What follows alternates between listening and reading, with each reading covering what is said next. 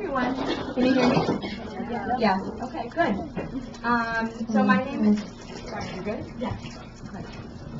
My name is Samantha. I'm the Sexual and Gender-Based Violence Intern here at the Center for Women's Studies, and I'm introducing the Brown Bag today.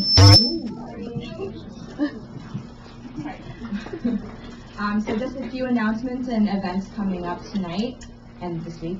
So tonight at 7 p.m. in Love Auditorium, Lasso is bringing Pulitzer Prize-winning author Junot Diaz. Yeah. You can attend a reception before the lecture in the Coop TV room. Monica was asking that before.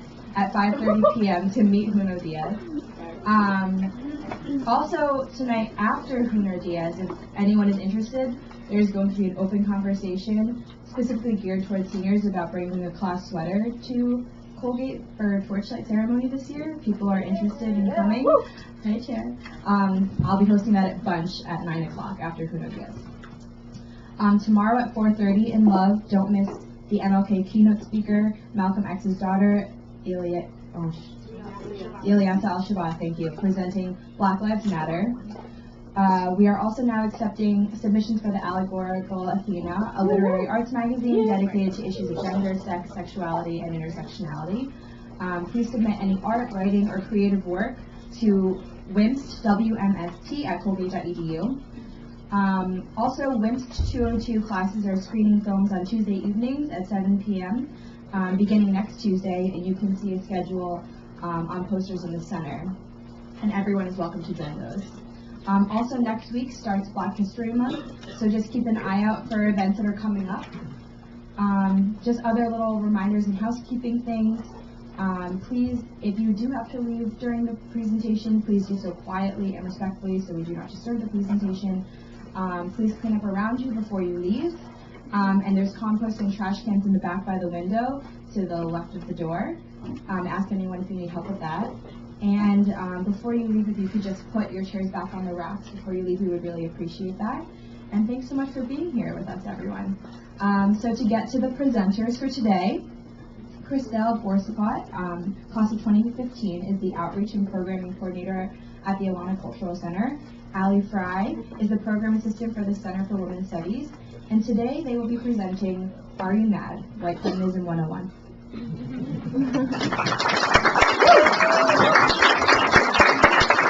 Hi. Thank you for being here. For those of you who are at part 2 of our double feature when we presented yesterday on a different topic, thanks for your commitment to our presentation. So thank you, Sam, for the introduction. So today we hope that we can address some examples and key tenets of white feminist thought and ideology and its harms, and that we can both localize this dialogue by thinking critically about feminism at Colgate and also thinking inwardly about how we as individuals practice feminism in our daily lives. So that's the goal for today. So we're starting with spoiler alert. All of your faves are problematic. All of them. I don't know how that got in there. Oh wait, yeah, definitely us. Take it away. We'll start with the disclaimer, as you said. We're going to destroy everyone that you love, but we're going to use examples from politics and pop culture and past and present. Can everyone hear me okay? Hello? Sorry. Okay. Everyone can hear me? No. Switch off.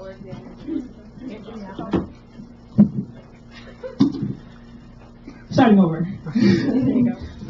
We'll also want to emphasize that we are lifelong learners, both Allie and I, and that there are no one practice for feminism perfectly. And we are speaking from our situated knowledges and experiences and truths, and we welcome critical engagement and the ideas that we present. But again, our ideas didn't just come from the sky. There is a lot of research on it. Google is a great resource, so is JSTOR, so is Going to Case Library. Like, these aren't new things. We didn't make this up. This isn't just ranting, kind of it is, but but it has grounding. Yes. So, sorry, bear with me.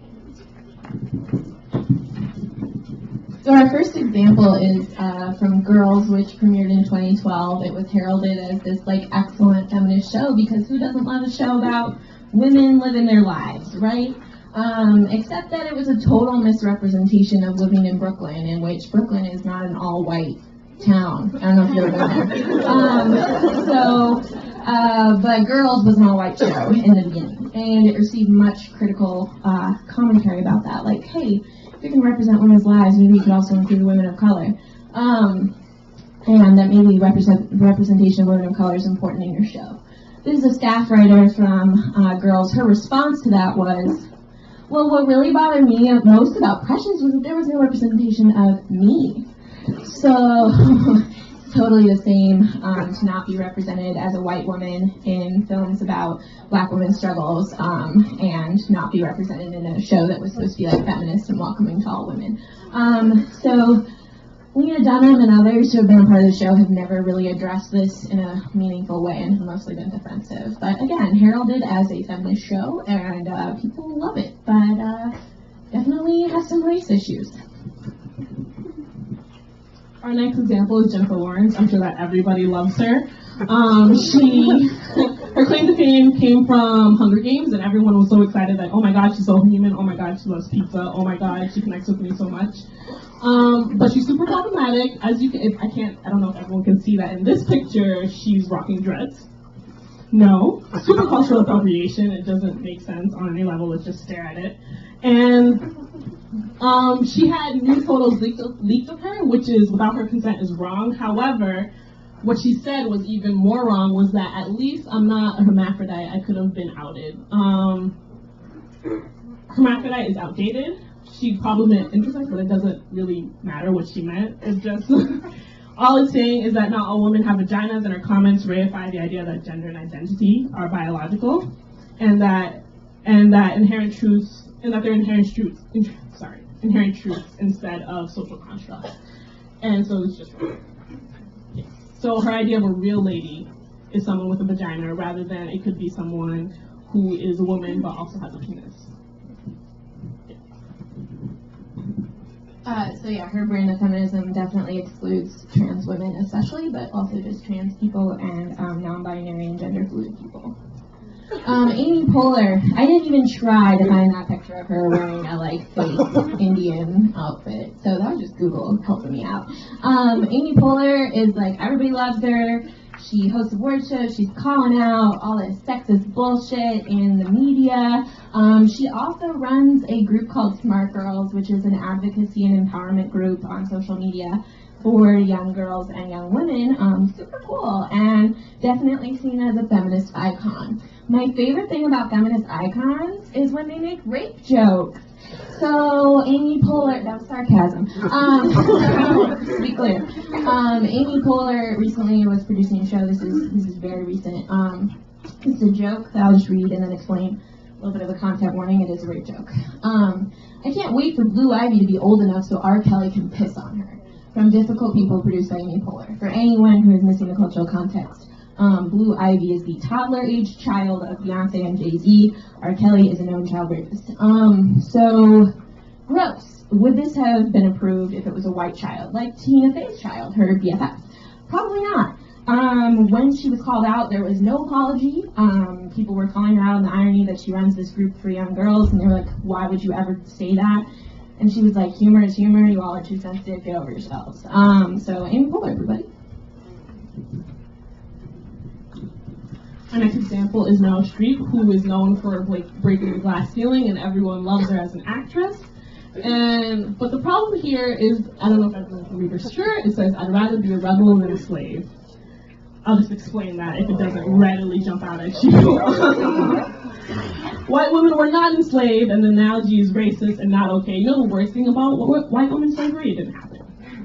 So that's the worst thing about that. And she, this is basically from a cover to promote her new movie, Suffragette. And the funny thing about a lot of the suffragettes was they were just about white women getting the vote and not really about women of color or anybody else. Elizabeth Cady Stanton, for example, was one of the suffragettes, and despite her abolitionist leanings, she was not in favor of black people getting the vote and did little to advocate for the welfare of poor white women or women of color. And this is a quote from her. It says, What will we and our daughters suffer if these degraded black men are allowed to have the rights that would make them even worse than our Saxon fathers? And so this is one of the women that we researched in women's studies classes at the beginning, that like they spearheaded feminism, and that these are the people that we look. These are the women who started like feminism and looking for yourself and speaking out, and this is what she decided to speak out against. If everyone knows Sojourner Truth's Ain't I a Woman, she spoke out against things like Elizabeth Cady Stanton's comments, basically saying that in response to all the suffragettes who were excluding women of color in the vote, and for white women as well. Patricia Arquette, if you missed last year's all-white Oscars, don't worry, you can see it again. There's another all-white Oscars coming up. Patricia Arquette last year won the Best Supporting Actress for her role in Boyhood. Her speech was vaguely about the pay gap. Then she continued to do interviews about after her win, and these were her comments about the pay gap. And it's time for all the women in America, and all the men that love women, and all the gay people, and all the people of color that we've all fought for to fight for us now. So, if you know anything about the pay gap, the smallest pay gap is between white women and white men. So white women are not, yes, we suffer from a pay gap, but let's just say that an affluent white actress is not really doing that bad. You haven't seen her talk about the fight for 15, so let's just say there's some selfish implications there. Her speech is also a textbook example of white feminist thought that white women, we are doing all the work of feminism, and that women doesn't always include women of color, queer women, and God forbid, queer women of color. So they just don't exist, apparently. So that is, again, a key staple of anti-intersectionality and white feminist thought. Next, we're going to talk about Taylor Swift. Fun! So again, if you don't want to just stare at this picture, and it's like not glaringly clear. When Nicki Minaj took to Twitter to call out the 2015 VMA's glaring omission of Anaconda from Video of the Year, noting that celebrating women with slim bodies gets you a nomination, but her video featuring black women who did not have slim bodies did not. Her critique was taken personally by Taylor Swift herself, and who inserted herself into a conversation she did not understand. Taylor Swift was painted as the victim of a Twitter feud, and Nicki's valid critique of the VMAs were largely dismissed. Instead of supporting Nicki, like Swift claims to do, she accused her of pitting women against other women, as white feminists often do when confronted with their own white privilege. So we're going to move forward into some politics. We are not here to tell you who to vote for, who to love, or anything like that. We are just offering some analysis and some critique. So we're going to start with the first woman Secretary of State, who is Madeleine Albright. I think we could all agree that it would be important for women to have roles in our politics, right? Her quote here says, "There's a special place in hell for women who don't help other women." I couldn't agree more, Madeleine. I absolutely hear you out. So let's just talk about Madeleine's record here when we're thinking about women who are helping other women. Madeleine Albright was serving as Bill Clinton, when he was president, as the UN ambassador. At the time, President Clinton was presiding over economic sanctions that the United Nations estimated took the lives of over 1 million Iraqis, the majority of whom were children. So Madeleine Albright, as the UN ambassador, was confronted about this in a 60 Minutes interview. The interviewer says, "We've heard that more than 500,000 children have died. I mean, that's more children than died in Hiroshima. Is the price worth it?" Madeleine Albright, helper of other women. "I think this is a very hard choice, but we think the price is worth it." Bonus quote. "I've never seen America as an imperialist or colonialist country. I don't know about you, but I don't think it serves Iraqi women to be murdering their children, but that's just a personal opinion." So this is our first woman Secretary of State. So again, we have this idea, and white feminism really promotes this idea that we need white women in all positions of power. Great, but what if they're just, doing the same thing white men are doing? Is that very helpful? No, it's not. So, yeah. Next, we're going to have a favorite, Hillary Clinton, everybody. Again, we're not telling you how to Again, we're not going to tell you how to vote. We're just telling you that one of the key aspects of actual feminism is being very critical of the people that you look up to, including us up here. Great. Yes. So we're going to play this video. I cringe every time.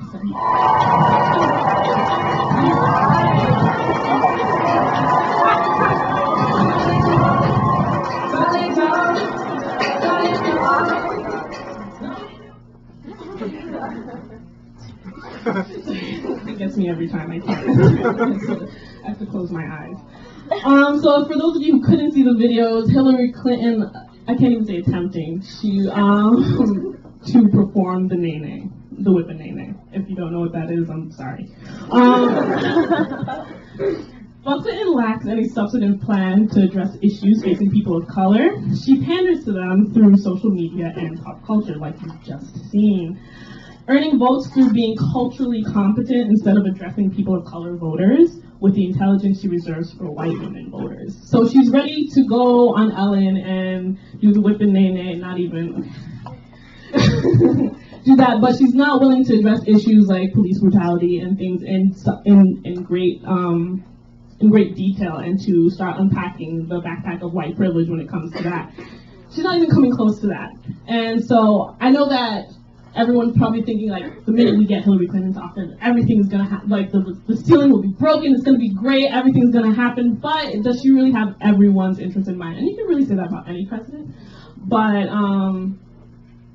looking at the candidates for this year, I don't think any of them are great. we're not gonna do this, but we're not gonna do this, but Hillary Clinton is worth looking into because she's super problematic in terms of wearing cultural competency as, like... Yes. Yes. You want to explain that? Rosa Parks. This is Rosa Parks as well as the Kwanzaa. Yes. You want to talk about this? Sure. So like these are her, like, if you've seen the Ready for Hillary logo, she like has updated them to like be relevant. So she appropriated like Rosa Parks on the back of the Hillary Clinton logo. Okay. And also then that is the Kwanzaa candles and the values there. And I don't think she really practices the values of Kwanzaa, so it's kind of weird to have that on there. And also just, yeah, like culturally appropriative, like she's just putting it out there so it looks like she cares about black people's interests when she really has no substantive policy. Also the 7 things Hillary Clinton has in common with your abuela. You can look up the hashtag not my abuela to see some pretty funny memes, but also some valid critiques of like Hillary Clinton step off. And again, like Christelle said, every presidential candidate has problems, but we were just talking about Hillary Clinton because we're talking about white feminism, and she kind of falls in that category. Okay. Amy Schumer, how many people know her? Yeah. Okay, she's great, right? Like, oh my God, such an edgy comedian, representing women. Totally not a problematic picture here. But yeah, she has a show called Inside Amy Schumer. And she like wrote a movie with Jennifer Lawrence, and she's like super edgy and like really here for women. Side tangent, I'm gonna make a connection here. If I could name, speaking of presidential candidates, if I could name like the most anti-feminist villain currently with the most like publicity right now, I'd say it's Donald Trump, right? Can we agree on that? Donald Trump's pretty bad. But when it comes to feminism, and he said, in justification of building this giant wall at the U.S.-Mexico border and keeping immigrants out of the U.S., he said, well, all, like, Hispanic men are rapists, so we can't let them in because that would endanger the lives of the precious American women. Wow, Donald Trump, that's completely racist and not okay and disgusting, and just totally wrong. Also, Donald Trump is a known abuser, so you can look that up. But what's funny is that feminist icon Amy Schumer agrees with him. This is the joke she made. I used to date Hispanic guys, but now I prefer consensual. This was before Trump. Before Trump, so she said it first. Trump owes her some for his material. So, really disgusting, contributing to rape culture in a really problematic way. Also, I think there is this element of white women seeing men of color as threatening. There's a whole history there, but that also that implies that also women of color are victims and passive to men of color, and this is really actually contributing to rape culture and super harmful.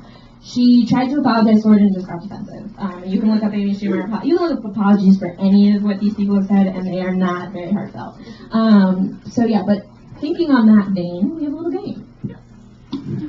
Alright, so the rules of the game are you're going to raise your hand if you've heard that this celebrity has committed sexual and or domestic violence against women and or girls.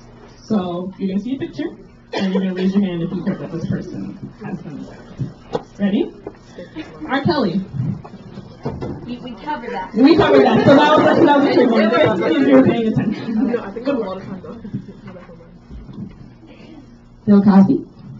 Yeah, if you didn't know that one, we were going to be worried. Chris Brown. Easy. Okay, easy category. Moving on to the next one. Woody Allen. Okay, that's a good one. Eminem. Fewer. Josh Duggar. Okay. Roman Polanski. He's the director known for, yeah. Terry Richardson. Okay, we got a few. Charlie Sheen. Sean Penn. Bill Murray. We told you you're gonna hate us. Sean Connery. Nicolas Cage. Nobody. Michael Fassbender. Rob Lowe. Thomas Jefferson. Anybody? Good. Thank you, Alexis. Alexis said Thomas Jefferson. Yes. David Bowie. John Lennon. And also, he's not up here, but Jerry Seinfeld. That was my personal favorite. All right, so the disclaimer here, right? We are not condoning any of the actions of any of these celebrities / producers. So it's not to say that we should forget about Bill Cosby or any like Chris Brown or R. Kelly, but it is saying that there seems to be an accountability gap between men of color, rapists, and like white men being rapists. And so as you can see, or you probably couldn't, most everybody knew the top 3 for the men of color. It started to get less and less as we got for white men. And what we're saying here is that the accountability should be the same across the board, and that we shouldn't forget for all men who commit these sexual acts of violence.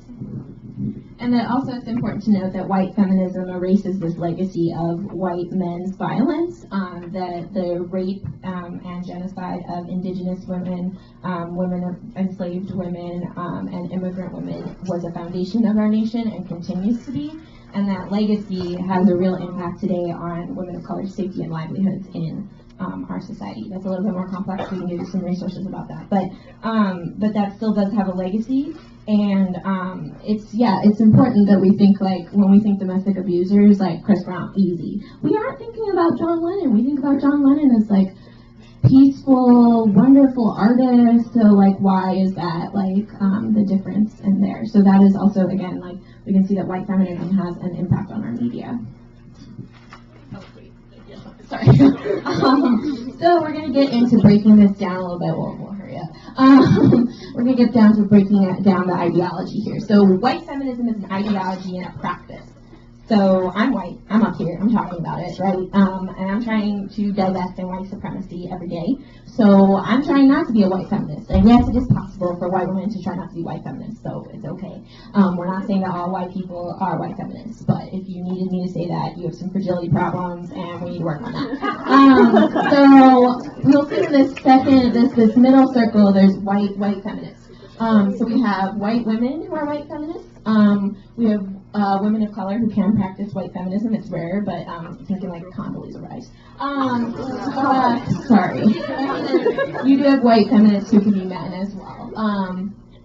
You have TERFs, which is a term for trans exclusionary radical feminists, which basically was kind of like we saw with Jennifer Lawrence. She's a key example of a TERF. And then you have this middle circle, which is the Feminism 101. So that's people who are practicing feminism in the way that we know it to be helpful and empowering and good and intersectional is the key there. So you have womanists and feminists of color who are women of color. You have men who are male allies or intersectional male feminists.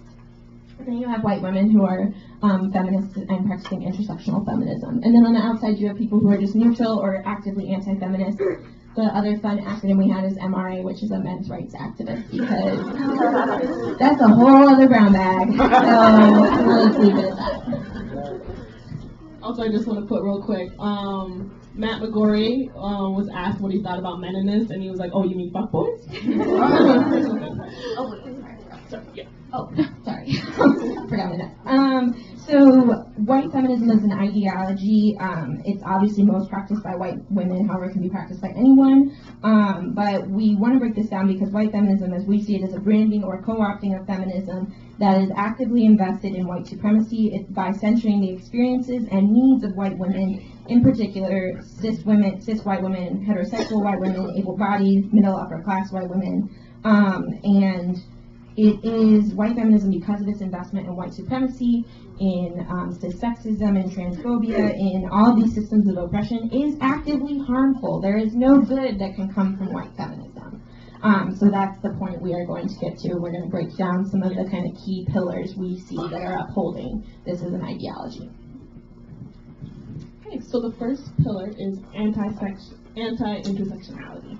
And so if you haven't, we've kind of been saying it the whole presentation. If you haven't got it now, we're going to break it down a little bit more. By centering the most privileged of women, white feminism does not recognize intersectional oppression and struggle. It assumes that all women want and need the same as white women, and white women not being all white women, being not even all white women, it's more cisgendered, able-bodied, upper to middle to upper class white women. So that's that. There's also, for the majority of women, womanhood is not the only identity that is marginalized or oppression. So this is limited in the sense that there are other intersecting identities that white feminism does not attack, does not connect with and does not reach out to. And while some white feminists see men as the enemy, others make concentrated efforts to get white men on board with feminism instead of considering whether or not their feminism even benefits women. So that being said, that white feminism does a lot to try to get white women up to this quote-unquote status of white men, that that'll be the freedom for all moment, but in reality, that doesn't make sense. We don't want just a white woman doing things for white men. Kind of thing. And also to add to that, again, we talked about the bringing white men on board. There's also an assumption that there is no shared struggle between men and women, which is very much a white feminist upper class problem because poor white women would share struggles with poor white men. Women of color obviously share experiences of oppression with men of color, and men of color also experience oppression in ways that white women do not experience. So this is not to play the oppression Olympics or anything, but just to say by neglecting men of color in this feminism, it is not really helping women of color. It's not helping women generally if we're not helping everybody. So yeah. The other portion we got to, which we talked about with Jennifer Lawrence a little bit, is that gender essentialism is a key component of a white feminist thought. White supremacy has always been invested in gender binary because that helps reinforce our patriarchy, right? So gender essentialism, as practiced by white feminism, is that your gender is directly related to your genitals.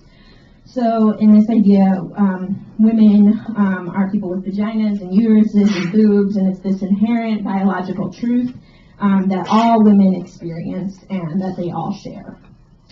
So essentially this says that you are just, if you are a cis woman, that you are just a walking, talking vagina. I find that a little bit insulting. I feel like my gender is more than me just being a walking, talking vagina. Also, I think that's how the GOP views me, so I try to stay away from that. And obviously this excludes trans women, this excludes people who are gender non-conforming and non-binary, and trans men as well, because the assumption on the other end would be all men have penises. Lots of comments Amy Poehler has made about well, if I had a penis, I would make as much money, and I'm like, well, okay. And again, whiteness has been invested in this gender binary. Like indigenous cultures have had two-spirit identities for much longer than we have, which is like, again, embracing gender fluidity. So this is definitely a white idea in a lot of ways. And it also assumes that the roles of women are like inherent. So we're inherently nurturing and good people, and like, you know, the Madeline Albrights of the world, we care about other women. But do we? So again, this assumption that like women all have these same characteristics and experiences, that is not true for all women. And also, again, reifies this idea that gender is inherent. This picture is from the Michigan Women's Music Festival, in which early in its iteration, trans women were excluded from it, and it was for women-born women, aka cis women, because the argument was at a music festival, you're showering, you're peeing, you're doing whatever, and oh my god, if we saw a penis, that would ruin the festival. And so apparently, women with penises are just not welcome. So yeah, very transphobic and exclusive and harmful. Oh, yeah, sorry, I'm not done. Sorry. Okay. So I want to talk about this first example here. Emma Watson making Malala a feminist, right? Because these are two amazingly brave women. Emma Watson played a girl wizard in the movie. Malala survived an attack by the Taliban. They shot her in the face. She not only survived, she was shot because she was advocating for women's education. She stood up to President Barack Obama about the drone war. She is now living as a refugee in the UK because she can't return to her home in Pakistan yet because it does not suit her. She's also a Nobel Prize winner. Totally on the same playing field, I think. Definitely big contributors to women's rights. So obviously Malala was never practicing feminism until Emma Watson said, hey, you're a feminist, right? So again, what Christelle was talking about, these ideas about the genealogy and the emergence of feminism being this white idea and this meme of feminism, whereas like women have been practicing feminism as long as we've been alive, we just don't always call it that. And also at the bottom here we have Femin, which is a European group of white women who go running around naked, encouraging Muslim women to do the same. There's signs saying, Muslim women get naked, naked war, I am free. So they feel that all Muslim women are oppressed because some of them cover themselves. So the white savior complex, or even the Western savior complex, is that the white woman's burden, similar to the white man's burden, which was to liberate all of the world, or enslave it, whichever way you want to look at history. But the white woman's burden is saving brown women from brown men, right? We talked about this, that men of color are an inherent threat to women's well-being, and that women of color can't advocate for themselves or are not agents or something and need white women to step in. Totally false. Also that by white women focusing on the downtrodden women of the third world while ignoring the suffering of women of color in the U.S. and ignoring the harm that white feminists are doing abroad. That is like pretty much a key tenet, right? So we don't think about, there's really no white feminists who are fighting the drone war right now, despite that is an immediate threat to women of color abroad, especially in Pakistan and Yemen. But we definitely want to save like Southeast Asian women from trafficking because they can't save themselves. And we don't think about how white men are often the people participating in the sex trade and creating customers. So not calling that out. But anyway, so this kind of irony or double standard. So just a reminder that women, you can be anything, including imperialists. So watch out. So our last pillar is gatekeeping, and this is especially when like you'll learn about the waves of feminism, and within like a lot of women's studies classes, and you'll learn that within the waves, like the first one, where feminism was invented, it was mostly white women, and that's like completely untrue. So feminism, just like Allie is saying, has been around for a lot. It just hasn't been called that. It's also it erases feminism practiced by women globally, by indigenous women, and women of color in the U.S. and abroad. It also misses the point that feminism in the United States is also informed by feminism outside of the United States, internationally and globally, because Americans aren't actually Americans, and so like when you have a lot of individuals in a space like America, and from on the outside, they're bringing their feminism, and so when you have that altogether, that's what actually is feminism, not just this whitewashed version of feminism, which is in waves, which are these waves are kind of like erasing actual feminism, I like to think. And one more is we have liberation, which Christelle talked about, which was achieving the white man status, right? So liberation in white feminism is very individualistic, right? It's about me succeeding. Forget the rest of you. I'm going to do great. I'm going to be a CEO. I don't care about the rest of you. Leaning in is a key example of this, right? Is that, sure, we should be advocating for ourselves in professional arenas. Definitely women still experience sexual harassment and sexism in the workplace, so it's not a bad idea to advocate for yourself. But as you'll see, this is an example from Jessica Williams, who was a correspondent on The Daily Show. When Jon Stewart announced that he would be stepping down, all of Jessica's fans were like, be the next Jon Stewart, which I was enthusiastic about. I think a lot of people were. And Jessica Williams, who is a human being with her own agency and her own career, said, no, thank you. And white feminists on Twitter came for her and were like, you have let all women down. You are such a disappointment. You are deplorable. How dare you make your own decisions about your career? So her tweet was, no offense, but lean the fuck away from me for the next couple days. I need a minute. So what we're thinking about is that, again, this aim to get women at the tops of corporations and government without examining any of the harm those corporations or governments are doing to other women. So really doesn't help women if we get all these women in power and they just keep being war criminals. It especially doesn't think about women, the impact of women in nations that were underdeveloped by the West, or women of color or poor women in the U.S. Also inherently problematic is to think that white men are liberation, because then we have admitted that there's a superiority there, right? That they have it all, and that's what we should be doing. And it's very individualistic, it's very patriarchal, and it doesn't think about, again, the collective liberation, right? Like, I'm not free until everyone's free, right? So the idea to be more collective and less individualistic. So that's definitely a key pillar.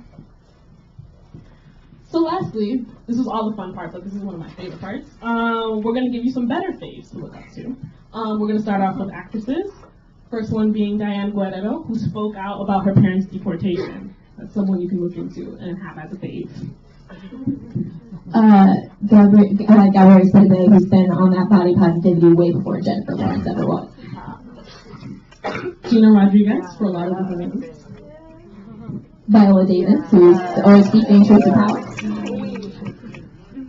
We even threw a white man in there, Matt McGorry. I mentioned him before. He's pretty good. He's not perfect, but he's pretty good. Pretty up there. He tries his best now. Reading the new Jim Crow, y'all should read that. And take pictures like this. Send it to your, DM it to somebody. Okay. For some better humor, Jenny Slate. Aziz Ansari. Yeah, but again, we weren't saying these people were perfect. We were saying that they're still problematic, but trying is better than nothing. The late Stella Young, very funny. Sadness from Inside Out. I support Sadness so much.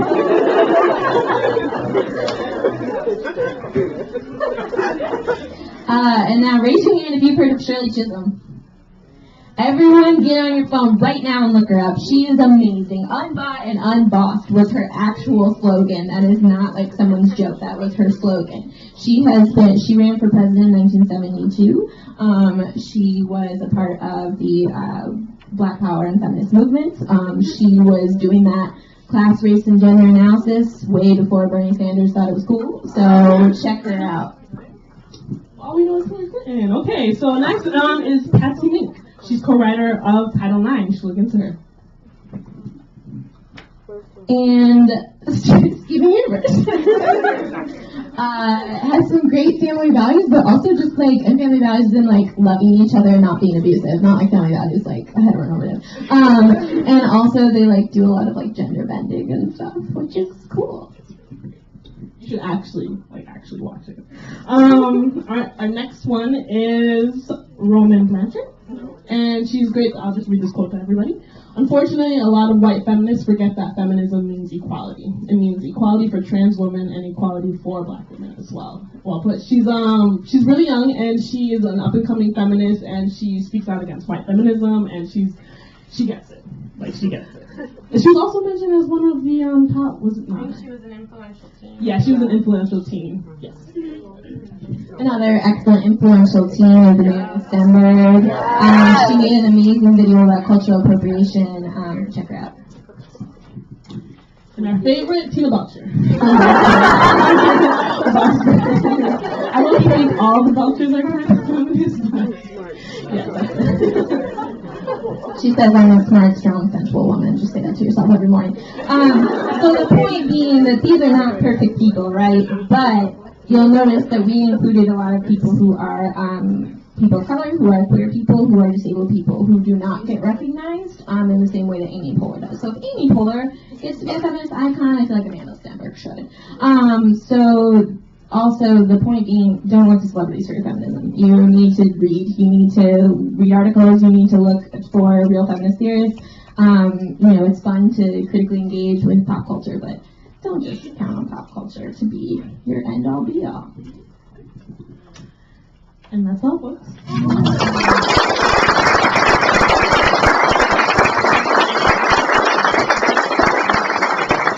We have time for a few questions if anybody wants to challenge us or defend their fave.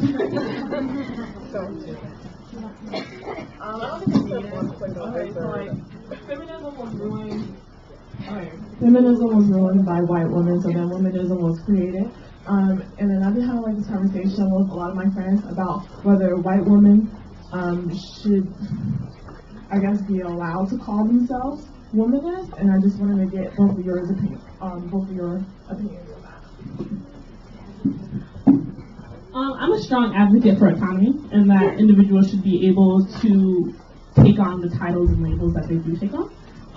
But again, with this presentation, we were trying to be critical of those titles and those labels that you take on. Do the research, look into it. If you're going to call yourself a feminist, look into what feminism actually looks like. If you're going to call yourself, and also look into womanism as well, and to inform your identity from that. Some individuals who don't identify as both realize that they did the research.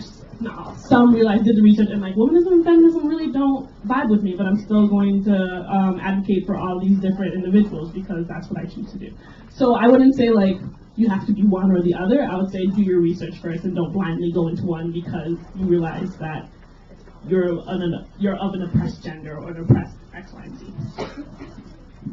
Thanks for the question, Julia. I feel like, and this is my opinion and my situatedness in whiteness, and I feel like white women get everything and so no, we don't get womanist. I feel like that belongs to women of color and they created it because feminism was excluding them. So I don't feel that it's appropriate for like white women to take on that title. I feel like it's appropriate for them to read womanist theory and thought and be engaged with those politics, but I don't think white women can be womanists in my opinion. I'm Shem. I just seeing the last two protests here over the past 2 years, you kind of see the very different ways that the school handled it, and I had very mixed feelings because the protest last year, talking about people of color and our experience on this campus or having education, it was started by women of color who also brought up problems specific to women of color on this campus. But the most recent Reclaiming Our Bodies protest, which I completely support, I saw a much different response, a much quicker response, especially because there were more white women and white people involved. And I didn't know how to feel about it because I saw the same women protesting that I saw saying in my class that the people of color on campus were just complaining or just wanted to break a record by sitting in. So like, as a male cis man, I don't know how to give my opinion or say things about protests, especially when they're for a good cause. But the response, I just didn't feel right with. Thank you. That's a great question. I'm going to, full disclaimer, I just started here in August, so I was not here for the sit-in, so I'm going to not totally comment on that, but like I think you brought up a great point that white women get responded to faster by administrations. I think that's absolutely real, and I think you are right that there was probably a very different crowd at not different, but that people who were more hesitant to understand the struggles of people of color had less difficulty understanding sexual assault. And I think that we can't solve one without the other. I think we have to be very intentionally intersectional, or we will never dismantle rape culture on a campus or anywhere else in the world. And I think it was really helpful with the external reviewers to, there was only one woman of color on the panel of the external reviewers, but she brought up some good questions. There was also only one trans person on that panel. But that we also don't have total representation of the people who can help people who suffer sexual assault, who feel that they can adequately respond to someone, especially if you're a woman of color, or if you are a trans woman, or if you have, there are going to be things that you might want to talk to someone with your identity. So I think it's really important that we hire people who are representative of campus and representative of survivors as well. Also, I think I want to give a shout out to my intern from last semester who led a Title IX conversation. It was called Beyond Title IX, and one of the questions in the conversation was, how can you support survivors if you weren't at the last protest, if you weren't at the sit-in? How can you support survivors? Because survivors are everybody. So that I think is really important to also note. So I totally agree with you. I think if you don't support both, you're supporting neither, is what I feel. And pretty much everything that Allie said.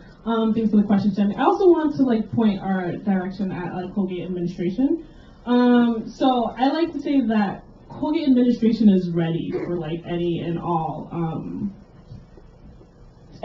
protests. So yes, white women's tears do solve everything, but it's Colgate. Whenever I'm thinking of Colgate has.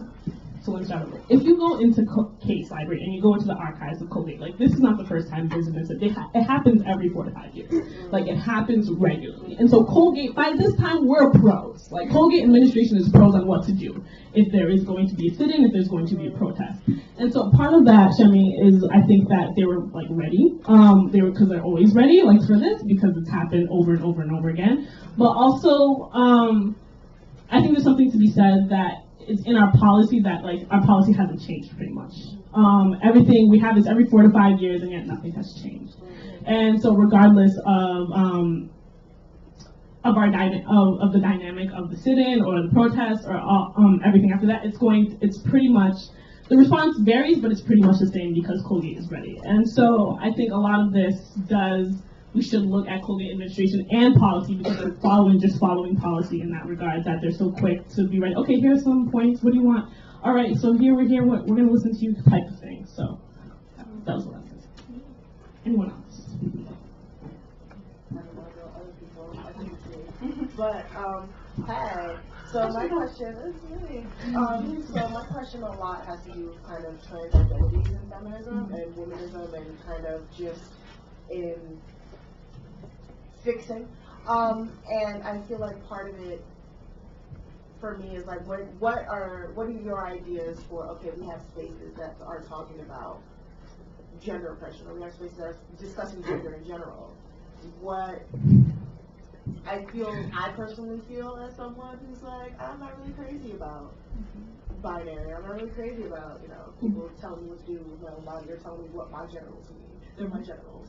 But I feel like we have a lot of spaces where people think it helps solidarity, or it promotes solidarity in order to be cis-sexist, or in order to be essentialist. What do you think can help subvert that, or what do you think can help not really replace, but improve, step up from that to say, okay, yes, there's this idea that gender politics is helped by essentialism, but let's step away from that. Okay, in speaking about gender, what is the next step up to be trans inclusive?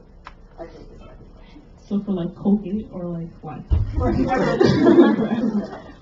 Answer all the questions. No, I have my initial, and a lot of people say it's not helpful, my initial response is burn it all down.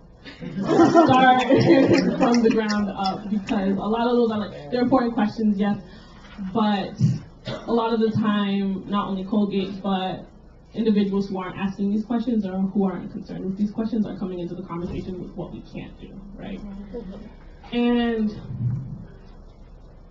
so I really just want to say burn it all down. Like, so like really, like that is my answer, burn it all down. That's how the only way we can actually, quote unquote, fix everything. But I'm sure Allie has more helpful, sustainable. Oh, we're setting fire to the whole thing this afternoon when we got here. No, there was marshmallows. On my job. No, I agree. But in that, like, deconstructing, I completely agree with you. I think I'm going to name something that might make people uncomfortable, but I think you might have been hinting at it. This is called the Center for Women's Studies, and I think there's definitely a history here of certainly women were excluded here, but so were trans people, so like, you know, and that there's a lot of pushback like in naming this the Gender and Women's Studies space. And when I talk about like my undergraduate degree was in Gender and Women's Studies, like a lot of people are like, oh, that's so much more welcoming to men, and I'm like, that's not the point. Not the point. So not that men are welcome, but like I think Kimberly Crenshaw, you know, in her theory of centering the most marginalized will liberate everyone, because if I can help the person who quite literally is suffering the most, then we will all benefit. So absolutely, I think we need to completely do away, actually, with the gender essentialist bullshit. I think it's exclusionary and it doesn't serve us. I think, for example, we had like a survivor reading group here last semester, and it was open to people of all genders, and that was intentional. Yes, there were some issues when it became like a little bit male-dominated, but I would rather keep it open to all genders and call out the dynamics of men dominating that space than exclude it and be like, this is for women only, because then you're excluding trans survivors, you're excluding non-binary survivors, you're excluding male survivors. I think we also need more gender-neutral bathrooms and neutral safe spaces. That is a safety issue. So I think you're right. Like, I think your questions are the answers. Like, I think you are right that gender essentialism is not serving us, is my opinion. And I would center, again, decentering the most privileged. So decentering cis women is going to be a hard part of the movement, but I think it needs to happen.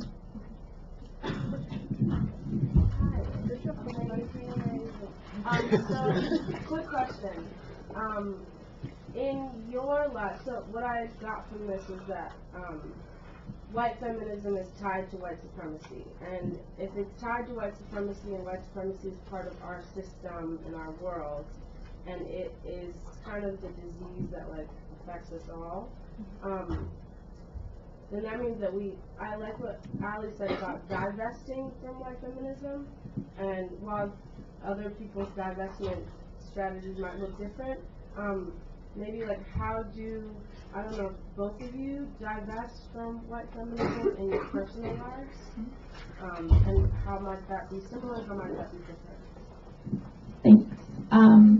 I think I'm cautious to like, I'm happy to share my experience in what I try to do to divest, but I think also like, you should not look at us as a blueprint for your own divestment, is that we are all different people.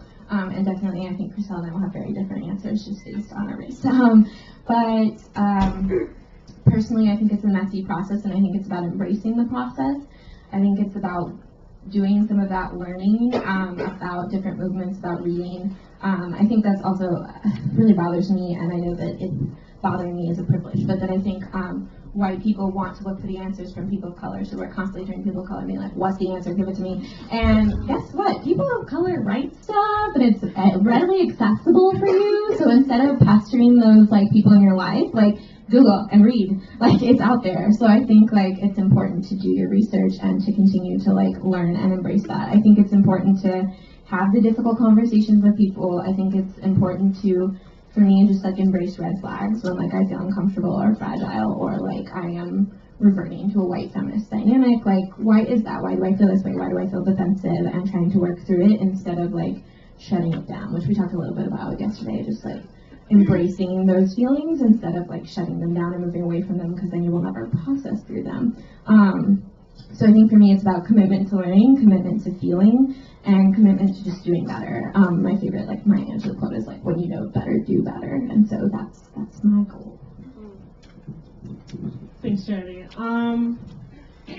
I would have to say, so there's this quote that, so let me start and then I'll go to the quote.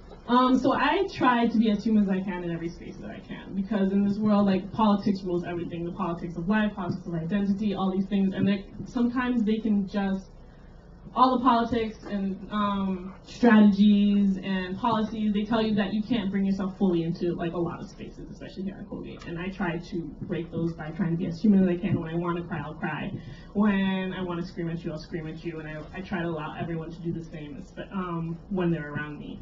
And so why I do that is because a lot of our life, being human has been seen as more like not feeling, and it has slowly been chipped away as something like more and more robotic in my personal experience. So I think starting with feeling, as simple as it sounds, starting as feeling in every moment of time, I think is extremely revolutionary. 1.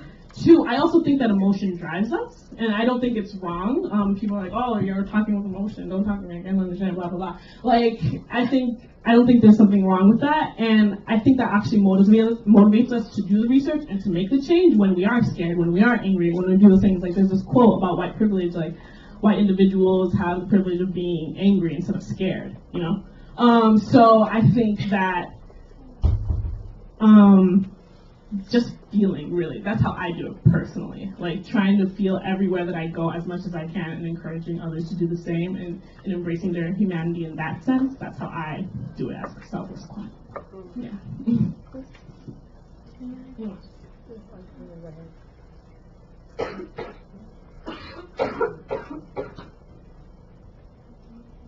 Okay, great.